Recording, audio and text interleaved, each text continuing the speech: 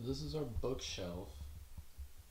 Lately it's kind of become temporary storage for a lot of stuff that shouldn't be on there. Scissors, glue, camera crap, the cat sometimes.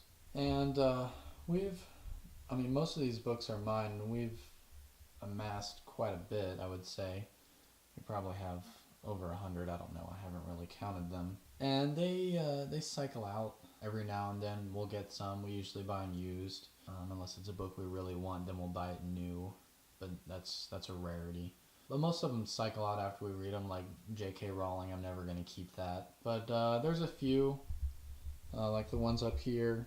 My Steinbeck, which is really the first author I started collecting. Hunter S. Thompson, Flannery O'Connor, Poe, stuff like that. But right here is my Harry Crews collection. All of these right here. I can't remember when I got into Harry Crews, but Anna's brother and father were really into him, and she figured that I would probably like it as well, and she bought me one. I couldn't remember what it was, and I loved it.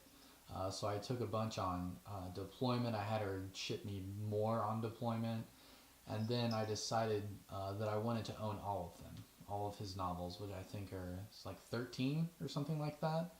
And some of them are pretty easy to find, like his first novel and some of his later ones that were had a lot more printings or multiple printings, but a lot of them in the middle were only printed once, so they're all first editions. And the cheapest one you could probably find, his most popular one, like Feast of Snakes, is probably, $12, the average paper book price on Amazon.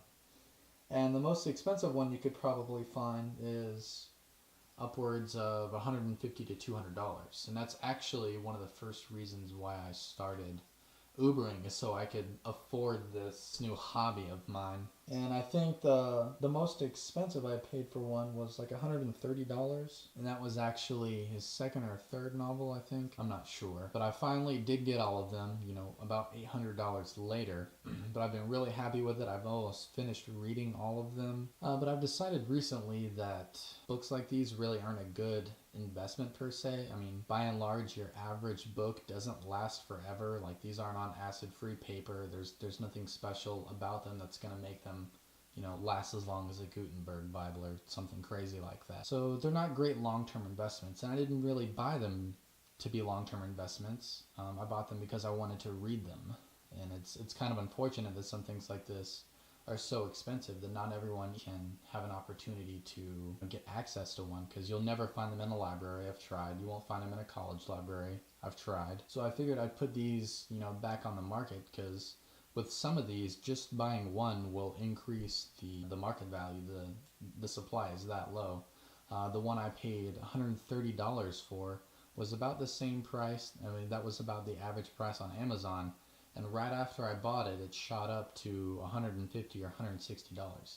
So my buying one book made all the other ones $20 more expensive, which is pretty nuts when it comes to books. None of these are in print anymore as far as I'm concerned. So there's going to be less and less of them when people don't maintain them. They get thrown away and they get damaged or, otherwise ruined. So I figured I decided to go ahead and start selling them.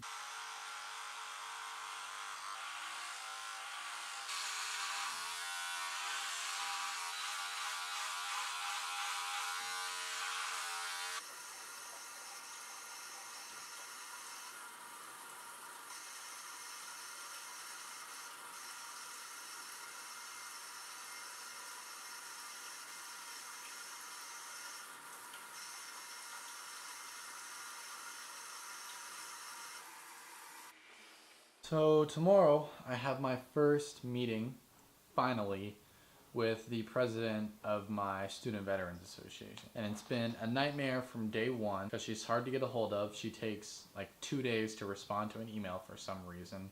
And when she sets deadlines for herself, she never ever meets them.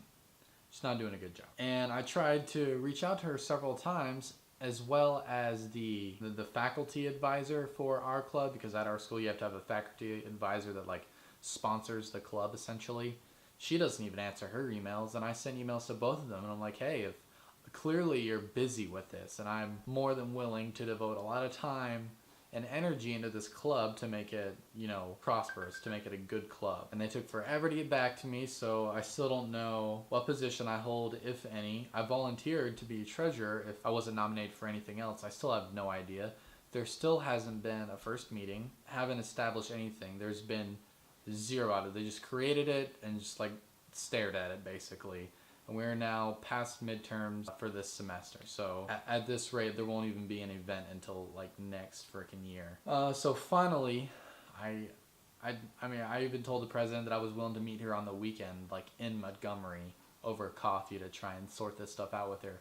Because I have all these ideas for things that I want to do. No one seems to care about this as much as me, and I'm not even technically a member yet. So it's been a nightmare, and it's been a little bit embarrassing on their part. My president can't even send an email without misspelling 5 things, which is already concerning because I know she's not a freshman. So I have that tomorrow, but of course, if I'm going to go in there and complain about the state of things, which I'm certainly going to do, I gotta have solutions for those things. I can't just say, well, this is stupid, but I don't have a way to fix it. Well, that's no good. And criticism is not constructive at all. So I have to sit down and make a nice big fat list of essentially a way forward and things to do. But I've already got several ideas. So hopefully it'll go over well. And maybe if I play my cards right, I'll take her job from her because she's obviously not good at it. And this is a meritocracy. The best person should have the job regardless. And I'm obviously better at it than her because she's not doing anything. So that's that. Oh, luckily I don't have any work tonight, but the downside to that meeting is that it's at 9 tomorrow, which was the time she wanted, and I was kind of opposed to it, but I just went with it because it was hard enough as it is to get some FaceTime with her. And my first class isn't until 12:45, and then my next class after that is until 3:35. So I'm going to be on campus from 9 a.m. to 6:30. And we still haven't started planning our road trip yet, which I'm getting really anxious for. It's something that I've always wanted to do, the concept of just getting a car and driving a long distance just for the hell of it. That's something that excites me a lot, and we haven't got to sit down and plan it with the other couple yet, which sucks, but I know, they got to do it on their terms too. It's definitely not something we should rush. But I just can't help to think of all the potential things we can see and do, and obviously all the good footage that I'm going to get out of it. It'll come when it comes. All I can do now is really do some legwork, figure out prices of, hotels, because we're going to have to probably stop. I don't know if we're going to drive 15 hours straight. If we stop, we got to figure out hotels, a rental car by day, come up with some type of budget for food and extra stuff, sightseeing and whatnot. I don't want to eat a Burger King every night. That's lame. Maybe try and find some places ahead of time, notable places. A lot of things I want to do. And also, we have a Halloween party that Anna's friends are putting on. I got to figure out what I'm going to be. I was going to be Heisenberg because I had the fat goatee going, but I shaved it for reasons unknown. I got bored, I guess.